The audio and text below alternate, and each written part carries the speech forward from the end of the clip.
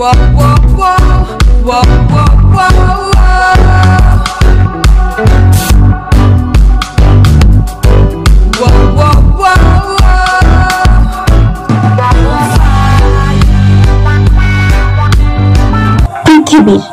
নানা দেশ, নানা প্রান্তের টুরিস্টরা ঘুরতে আসেন এ দেশে।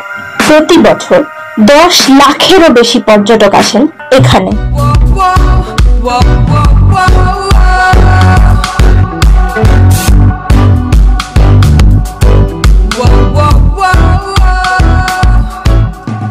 হানিমুনার্সদের কাছেও এই দেশের অমোঘ আকর্ষণ। কোয়ালিটি টাইম স্পেন্ড করতে, নানান পছন্দের অ্যাক্টিভিটিতে অংশ নিতে লাখো লাখো পর্যটক পৌঁছান এ দেশে। এ দেশে জল থেকে আকাশ, সর্বত্রই পর্যটকদের অবাধ গতিবিধি।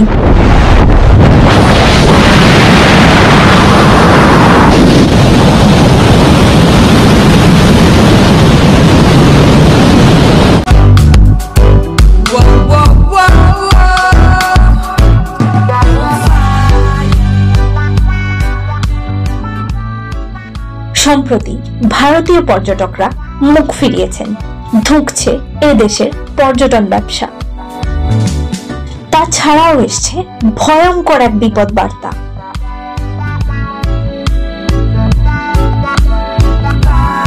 এই দেশটাই নাকি ডুবে যেতে বসেছে আগামী 30 বছরের মধ্যেই।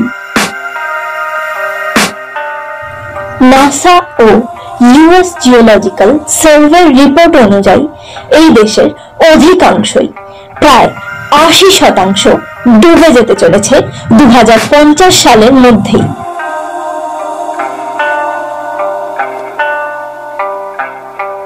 99%ই জল আর সমুদ্রতলের একেবারে গা ছুঁয়ে এই দেশ।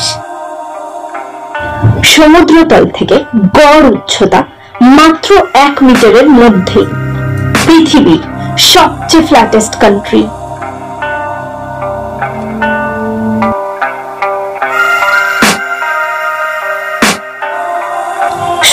অক্টোবর 2009 সমুদ্রের তলায় ক্যাবিনেট মিটিং করেন এদেশের প্রেসিডেন্ট 13 জন ক্যাবিনেট মিনিস্টারকে নিয়ে।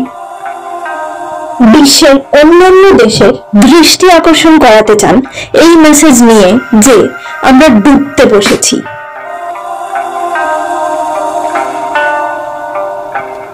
সত্যি 2050-এর মধ্যে ডুবতে চলেছে এ দেশের অধিকাংশ।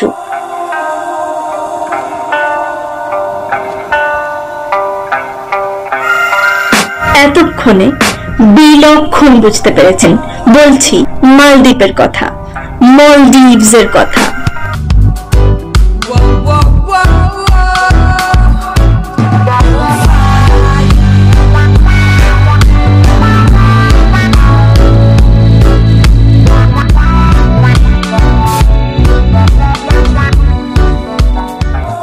প্রায় 250 রকমের কোরাল বা প্রবাল আর 2000 প্রজাতির জলজ প্রাণী রয়েছে এখানকার সমুদ্রে।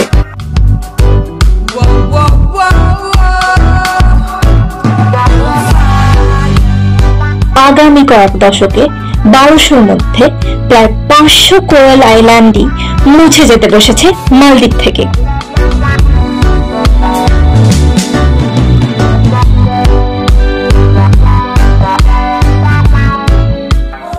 আর এই সবই ভূমিক্ষয়, বন্যা আর মেইনলি গ্লোবাল ওয়ার্মিং এর কারণে সমুদ্রের জলস্তর বেড়ে যাওয়ায়।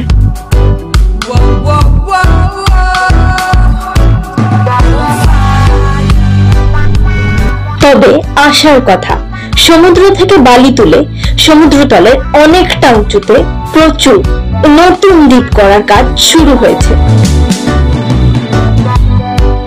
এভাবেই তৈরি হতে চলেছে আরো 5000 দ্বীপ, যেখানে থাকতে পারবে হাজার হাজার মানুষ। নেদারল্যান্ডের একটি সংস্থা ও মালদ্বীপ সরকারের যৌথ উদ্যোগে তৈরি হচ্ছে এই নতুন শহর, যা সম্পূর্ণ হবে 2027-এর মধ্যেই। নানান ইন্টারেস্টিং ভিডিও দেখতে আমি রীতিশ্রী, আমার এই চ্যানেলে চোখ রাখুন।